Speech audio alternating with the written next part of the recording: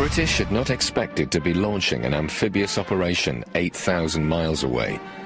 Until 1982, British eyes were fixed on battlefields much closer to home as part of the Cold War with Soviet Russia. Because of the threat from the east, Britain missed the threat of an Argentinian invasion in the west. After the war, a government inquiry judged that the Foreign Office could not have foreseen an invasion and that it was committed to supporting the islanders. But Hugh Bacino, a Secret Service agent in Buenos Aires prior to the war, believes there were clear warning signs.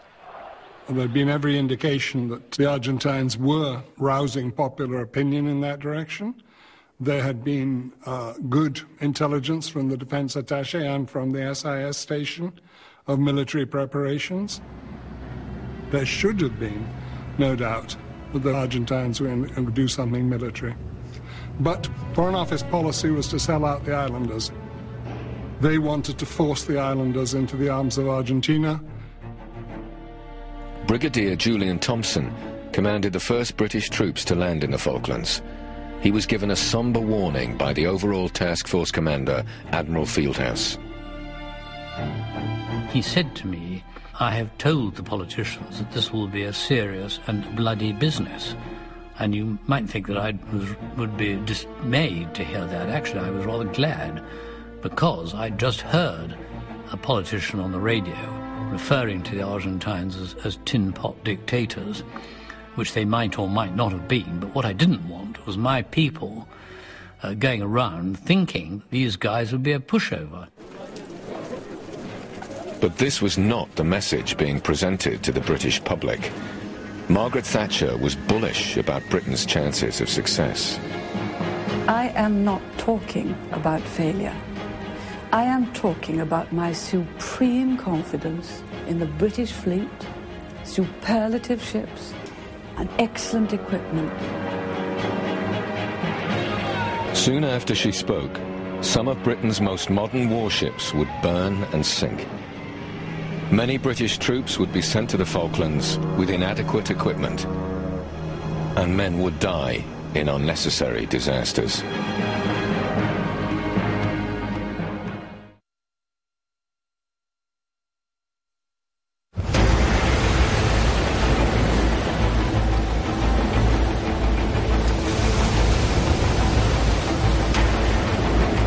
In May 1982, Britain braced itself for war with Argentina over the Falkland Islands. On May the 2nd, the country was stunned by news that the submarine HMS Conqueror had torpedoed a large Argentinian warship, the General Belgrano. 2 days after the Belgrano was sunk, the Argentinians struck back, hitting HMS Sheffield, one of Britain's most modern destroyers. That was a big shocker. HMS Sheffield was our latest warship, and the Argentinians had taken her out. And here were we on a huge ship packed with Marines. That was a little bit worrying. The Royal Navy was more vulnerable than the tough talk at home had suggested. The Sheffield had spotted the incoming Exocet missile far too late. The Sheffield was lost through negligence. The captain of the Sheffield had not switched his mind to war.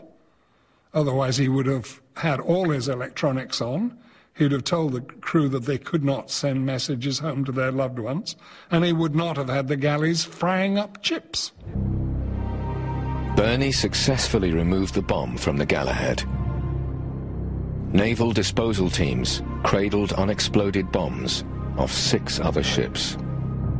If these bombs had detonated on impact, the British campaign would have been stopped in its tracks. Then 4 days after the landings, the Argentinians struck another devastating blow. Exocet missiles hit a vital British supply ship, the Atlantic Conveyor. It was carrying 4 giant Chinook helicopters. 3 were destroyed. It was perhaps the single greatest setback of the war. I had been preparing a plan to move my brigade forward onto the high ground overlooking Stanley, and the key part of that plan was 4 Chinook helicopters. Trench foot was the first stage of frostbite, and that would very quickly deplete our fighting strength.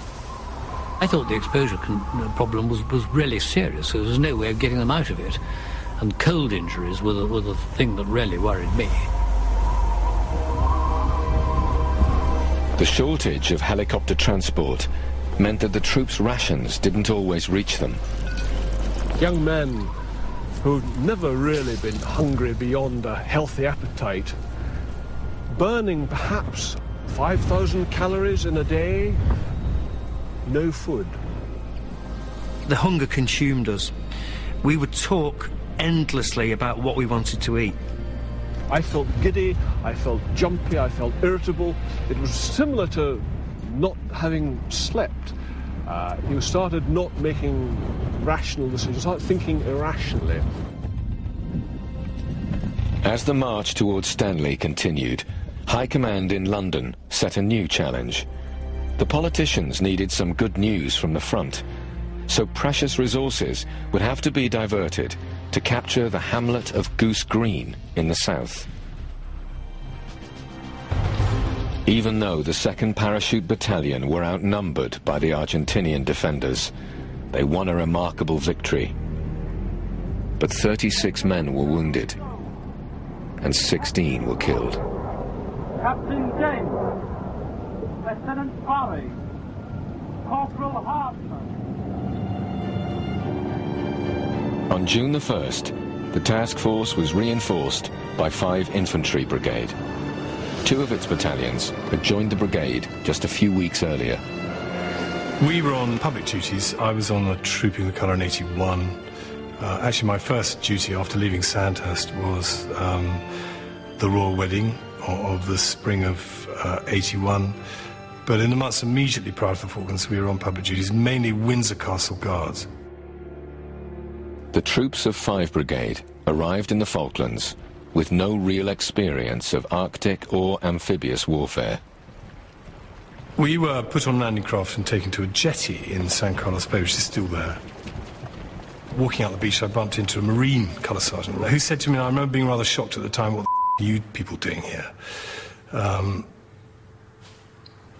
thought he was going to say hello or shake my hand, that actually, at least in his eyes, we weren't wanted. Looking back on it 30 years later, that was one of the frictions that made our job much, much more difficult. 5 Brigade's task was made even harder because they'd been sent to the Falklands without some of the crucial equipment and supplies essential for fighting in this harsh environment. From where we sat, it looked a strange decision to send 2 battalions which had no experience in that sort of environment into that sort of operation. And the brigade of which they were part had very little logistics. That, to begin with, they had no artillery, they had no helicopter squadron, they had no engineers. It was all put together in a rather ad hoc way at the last minute. Now, Ivar Hellberg learned that he would have to handle the complex logistics for the new brigade. I obviously remonstrated with Julian Thompson about this being absolutely crazy. We were stretched enough as it is, looking after an enhanced brigade. But for another brigade on top of that, crazy. Nor was it clear what 5 Brigade's mission would be. What was wrong with their deployment, in my view, was that there was a certain woolliness about what they were meant to be doing. There was talk of them being occupation troops, and I don't believe that they were given a firm mission. But the commander of 5 Brigade, Brigadier Tony Wilson, wanted a much more active role for his troops. The new Land Forces commander, General Jeremy Moore, agreed that 5 Brigade should open a second front, approaching Stanley from the south. But the new southern route was exactly what the Argentinians were expecting. Even worse, overstretched resources would have to be diverted from the Marines and Paras, yumping across the northeastern route. The approach from the south was militarily insane. It was wrong by any measure. There was an established logistic route on the north side of the island. Their logistics were hair thin. The chronic shortage of helicopters meant that 5 Brigade, including the Welsh Guards, would have to march, carrying enormous loads. Their first march did not bode well. Just before we were about to leave, the mortar platoon arrived with pallets of mortar ammunition, which were broken up and put into our backpacks. Now, my Bergen was already heavy enough for me. To put 2 mortar bombs into it, on top of link ammunition, grenades, all the rest of it, made it practically uncarryable. The march was called off after less than 2 miles. Some saw this failure as a sign that the Welsh Guards were not fit for operations in the Falklands. I think it's a terribly cheeky thing to say, and very inaccurate. And I think it, in some cases, is as a result of this kind of over-eliteness that we saw in some people down there. No one's pretending we were as fit as the Marines. How could we have been? And anybody expecting that sort of thing must have been either very stupid or mad. But the failure of the march required a new plan. The Welsh Guards would have to be carried by sea. It was the first step on the road to tragedy. On June the 8th, 2 companies of the Guards were on board a landing ship, the Galahad, heading for Bluff Cove. The plan was for them to land at night to avoid the risk of air attack, but they had been delayed, so they arrived in Fitzroy at daybreak. Actually, I was trying to get Galahad to move because it was a sitting duck. It was at anchor, for goodness sake. You know, beautiful sky, as clear as it came. Absolute sitting duck. We'd seen how effective the Argentinian Air Force had been. I went and saw Galahad and went on board and tried to persuade the infantry of the Welsh Guards to get off the ship right away. The Galahad was lightly armed, and the Welsh Guards had no defence against air attack. They actually hadn't seen the Argentine Air Force at work, because for the 5 days they'd been there, the bad weather had kept the Argentine Air Force away. So they hadn't seen how deadly those guys could be. And I can tell you, if I'd been on board that ship, I'd have swum ashore rather than stayed there. Lieutenant Black was on the Galahad, preparing his platoon to disembark. My guardsman operator, so the radio operator, puts his hand on my shoulder and says, Sir, it's air raid warning red. And I think I must have been on my way turning around to him and saying, it can't be air raid warning red. We were only at air raid warning whatever it was. And I thought he must have made a mistake when we heard this tremendous roar. People shout, get down, get down. I'm still standing up. I'm standing opposite my sort of best mate. The force of the blast is so strong that it blows him against the bulkhead and dislocates his shoulder. I think there was pandemonium, nuclear screaming, and you could, behind me there were men stumbling out of the doorway. Some of the casualties coming up were clearly in extreme pain. I don't think I'd ever seen people being burnt, and the smell and the stench of burning flesh is pretty awful. The casualty rate was 50 people died, mostly burnt alive, and well over 100 were seriously burnt and hurt. 2 weeks earlier, Bernie Bruin had successfully disposed of an unexploded bomb on the Galahad. Now he was witnessing the death of the ship he and his team had saved. There was a huge pall of smoke coming out of the access hatch to the tank deck. Every now and again she shook to explosions inside, which was ammunition cooking off. And it was fairly obvious that we couldn't actually do anything for her. It was just too much for us. We did find one young man who'd been killed there, and we covered him over.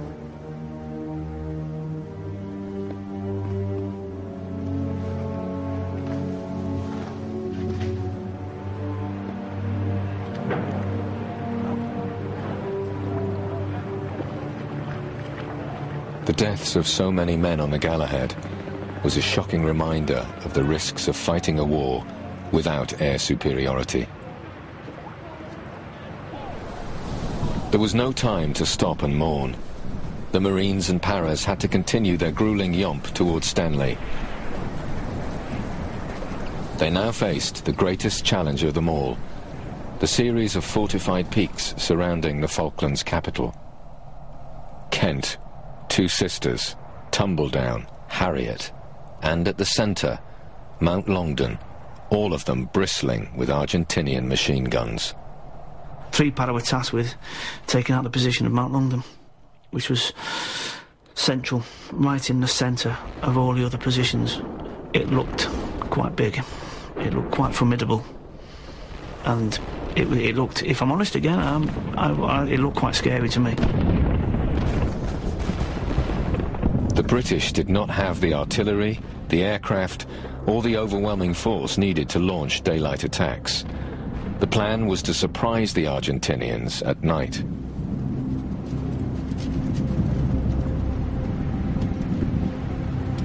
I remember the moon being out, and I could see the silhouette of this mountain, and for some strange reason, it reminded me of like a haunted castle with a silvery sky behind it. It was quite bizarre. And I remember thinking, that's my nemesis, I have to conquer that. I can remember my Sergeant Major turning around and saying, if you've got anyone you might want to speak to. And I thought, yeah. And I know what he was talking about. He said, you might want to go and pray, because some of us will not see tomorrow, or will not see the sunrise. I know I did. I just sort of went, you know, been a bad boy, bad Catholic, I suppose. And, you know, can someone look after us tonight? As I was walking, every step I could feel, every sinew, every muscle fibre strike up.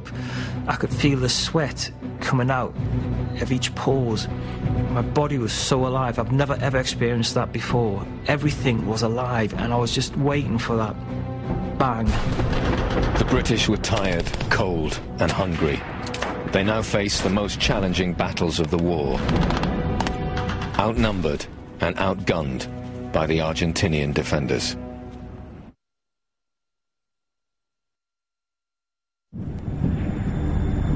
On the 11th of June 1982, British troops in the Falklands were preparing surprise night attacks on a series of heavily defended mountains around Port Stanley.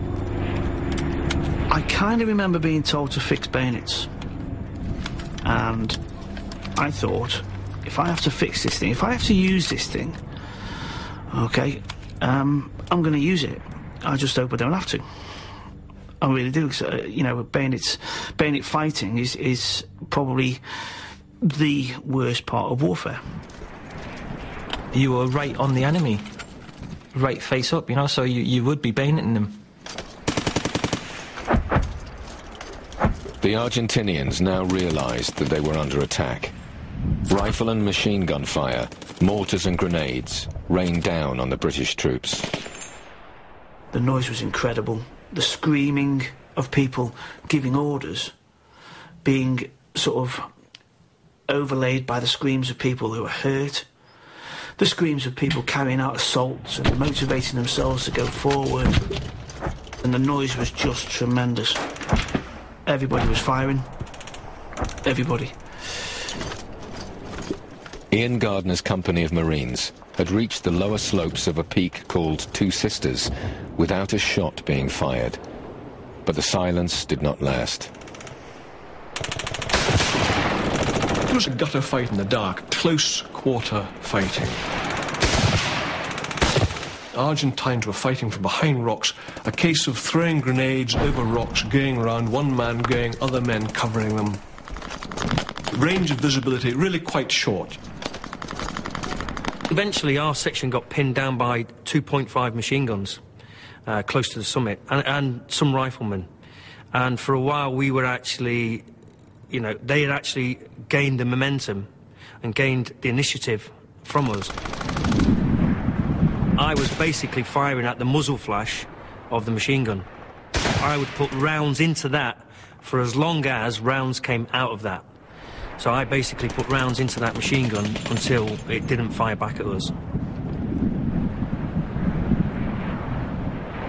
We ended up at a rock, and, you know, quite a large boulder, and we were sort of lined up alongside it, and I was, as I look at the rock, I was to the left, and I sort of peered round it. And I said, there's somebody out there. And the words were, well, shoot him then. So I just didn't even think. And I moved round the rocks and engaged this shape and fired about 5 or 6 rounds and moved back into the rock. And then we all started moving round, and we came to this figure who was on the floor. And I can remember someone saying, oh, you know, well done, baby cakes, the sort of standard slap on the back, so to speak, and everything sort of went quiet for me.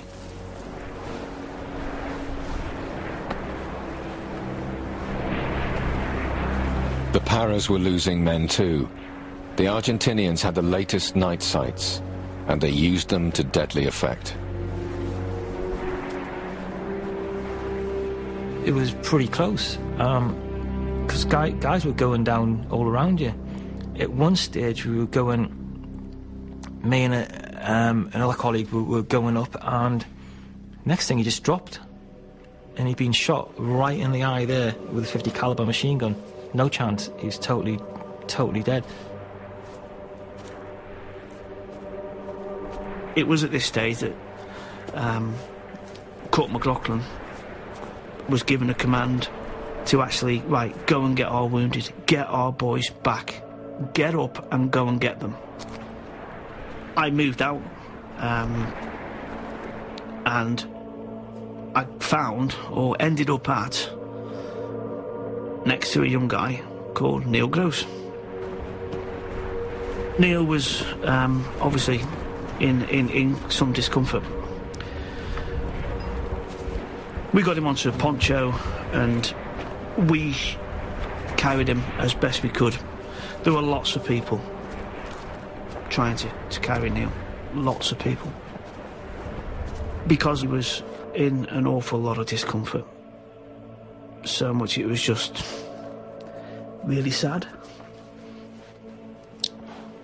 It was actually his 18th birthday. Nº212 died soon afterwards. 2 17-year-olds were also killed during the battle for Longdon, and 19 other Paras lost their lives. 3 Paras should have swept over Longdon, but there was a nest of conscripts around a 50 caliber machine gun halfway along it who said, nah, you're not taking this hill just yet. And that's all it took. I mean, you can be as hard as nails and as well equipped as you like, but if you come against people who are prepared to stand their ground, you're going to lose men.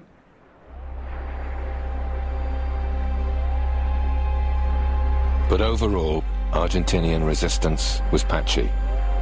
Some young conscripts surrendered or ran away without a fight.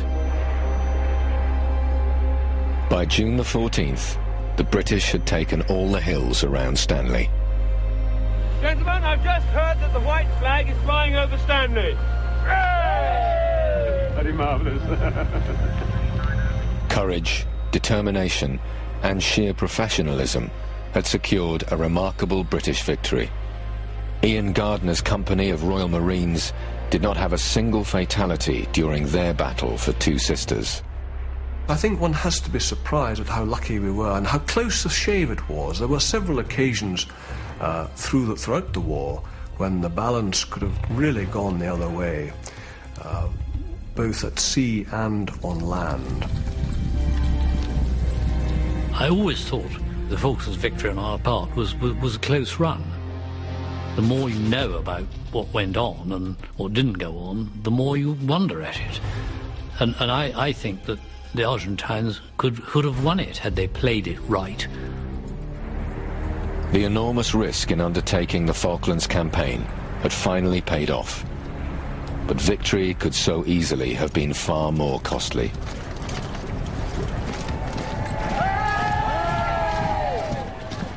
We really had no understanding of how competent the Argentinian Air Force actually was. Had they actually really focused on the amphibious landing, and had their intelligence been slightly better than it was, they could have done us awful harm. Today, tensions are once again high in the South Atlantic. The British government says it is committed to defending the Falkland Islanders' right to self-determination, and that it has the necessary air, naval and land forces in place to protect the islands. But the man who led 3 Commando Brigade in 1982 has a sobering warning. We couldn't do it again. If the Argentines invaded the islands tomorrow, we couldn't retake them because without a carrier. And so they would be lost. It would be a huge betrayal if they were taken again. Because all that blood and sacrifice, and all the money, I might add, that we've spent on defending them for the last 30 years, would have been totally wasted. 255 British servicemen and at least 650 Argentinians died during the Falklands War. 3 islanders were also killed. The British government says that no military campaign is perfect, and lessons from the Falklands conflict have been learned by the armed forces. Those who survived must hope they're right. Creo que no hay que agregarle nada más a este video, está todo dicho. Quiero hacer una serie de agradecimientos antes de despedirme hasta el año que viene. En primer término, a El Chaco, Aldrin Kelvin, jefe técnico de Canal 2 Televisión Regional, quien semana a semana viene bregando para que yo pueda salir con este programa en el aire y quien semana a semana me empuja para que yo no afloje y siga haciendo el programa. Así que Aldrin, desde acá, muchísimas gracias. A toda la gente de la técnica del canal, también, muchísimas gracias. A los directivos, gracias, porque desde hace 6 años me están dando en forma gratuita un espacio que yo sé que vale mucho. Y este espacio me lo dan para que yo semana a semana esté con usted y pueda hablar de la gesta de Malvinas. También quiero agradecerle a Marita Régolo, ustedes la conocen, es conductora y productora del programa Almacén de Ramos Generales que sale por una radio local y por Radio Rivadavia, porque este año Marita hizo un ensayo, el título del ensayo es No Picnic, el picnic que no fue, Malvinas, historia de su corresponsal Eduardo Rotondo. Yo en su momento, cuando ella hizo este ensayo, hice mención y bueno, está haciendo un esfuerzo muy grande porque dice que en marzo lo va a publicar como si fuera un libro. Bueno, vamos a ver qué pasa, en marzo se los cuento. Realmente no es mi historia, es la historia de los veteranos, lo que pasa que está contado en primera persona. Y el último agradecimiento se lo tengo que hacer a alguien que me acompaña desde hace 40 años, a Mónica Susana Guida de Rotondo, mi señora, que los primeros 5 años me tuvo que soportar mientras yo estaba en Centroamérica. El primer año estaba solo en Centroamérica, después ella viajó con mis hijos y estuvimos viviendo allá hasta que volví en el 82 junto con ella y mis hijos a la Argentina para ir a Malvinas. Y me soporta todas mis locuras, que ustedes saben que tengo y que son muchas. Y hasta el día de hoy me las sigue soportando. Y es quien aguanta todas mis broncas y todos mis dolores. Así que Susi, gracias a vos. Me despido como lo hago todas las semanas, diciendo que yo no me rendí, que hay 10.000 veteranos que no se rindieron, que siguen luchando. Y este programa, la idea es que usted acompañe a esos 10.000 veteranos y tampoco se rinda. Chao, hasta el año que viene.